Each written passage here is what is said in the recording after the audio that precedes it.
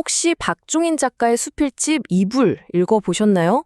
거기에 정말 인상 깊은 이야기가 하나 실려 있는데요. 아주 작은 숲속에서 벌어지는 어떻게 보면 거대한 드라마 같은 이야기입니다. 오늘은 바로 그 잣나무와 칡넝쿨의 이야기를 통해서 생존이란 뭔지, 우리의 선택이 어떤 결과를 낳는지, 그리고 그냥 지켜본다는 것의 무게는 또 어떤 건지 함께 깊이 들여다보려고 합니다. 봄이 돼서 다들 새싹을 틔우는데 딱 한 그루, 잣나무만 홀로 죽어 있었다고 해요. 근데 이 죽음이요, 어느 날 갑자기 벼락처럼 찾아온 게 아니었습니다. 이건 정말 수년에 걸쳐서 이어진 아주 조용한 투쟁의 끝에 찾아온 비극적인 결말이었죠. 자, 이 조용한 드라마의 무대에는 세 명의 주인공이 등장합니다. 첫 번째는 꿋꿋하게 서 있는 잣나무, 그리고 그 옆에서 끈질기게 위로 오르려는 칡넝쿨, 마지막으로 이 모든 걸 지켜본 정원사, 바로 동산밭입니다. 이 이야기의 갈등은 사실 이 둘의 본성에서부터 시작돼요. 한쪽엔 스스로 강하고 늘 푸르고 심지어 다른 존재에게 너그러운 잣나무가 있고요.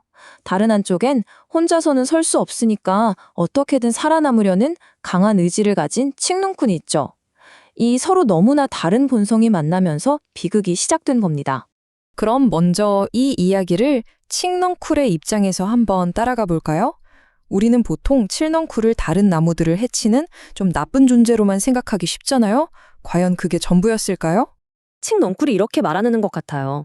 누군가는 나보고 악발이라고 하더라. 근데 사는 게 다 이런 거 아니야? 어떠세요? 이 말이 좀 섬뜩하게 들리면서도 한편으론 고개를 끄덕이게 되지 않나요? 칡넝쿨 입장에선 이게 악의가 아니라 정말 살아남기 위한 필사적인 몸부림이었던 거죠. 사실 우리도 그렇잖아요. 살다 보면 정말 원치 않는 선택을 해야만 할 때가 있으니까요. 여기서 진짜 흥미로운 건 칡넝쿨이 스스로의 가치를 너무나 잘 알고 있다는 거예요. 나는 그냥 살아남는 걸 넘어서 땅을 비옥하게 만들고 가축들의 먹이가 되어주고 또 사람들한테는 약이랑 여러 재료를 주는 아주 유용한 존재라고 말이죠. 나름 생태계 속에서 자기 역할을 다하고 있다는 항변인 셈이죠. 결국 칡넝쿨의 논리는 아주 단순하고 강력합니다. 햇빛을 못 보면 광합성을 못하고 그럼 양분을 못 만드니까 죽잖아요. 그러니까 살아남으려면 옆에 있는 잣나무를 타고 올라가는 것 말고는 방법이 없었다는 거예요. 이게 선택의 문제가 아니었다는 거죠. 생존의 논리라는 게 때로는 이렇게 무섭고 단순합니다. 자, 그럼 이제 시선을 좀 돌려볼까요? 이 생존 투쟁의 말없는 희생자, 잣나무의 이야기로 한번 가보겠습니다. 칡넝쿨의 그 치열한 생존 논리가 잣나무에게는 과연 어떻게 다가왔을까요? 잣나무의 이야기는 참 한 번의 친절이 어떻게 돌이킬 수 없는 비극이 되는지를 보여주는 것 같아서 너무 마음이 아픕니다. 햇빛 좀 보게 해달라는 칡넝쿨의 부탁을 차마 거절하지 못했던 그 작은 관대함이 모든 것의 시작이었어요. 어떻게 선한 마음이 비극의 씨앗이 될 수 있는지 이 이야기가 우리에게 뼈아프게 묻고 있는 거죠. 이 비극은 3년이라는 시간 동안 아주 서서히 그리고 멈출 수 없이 진행됐습니다.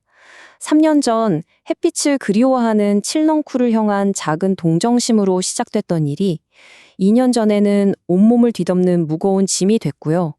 결국 작년에는 단단하게 굳어진 칡넝쿨 줄기가 잣나무의 생명줄을 조여오는 그야말로 치명적인 포옹이 되어버린 겁니다.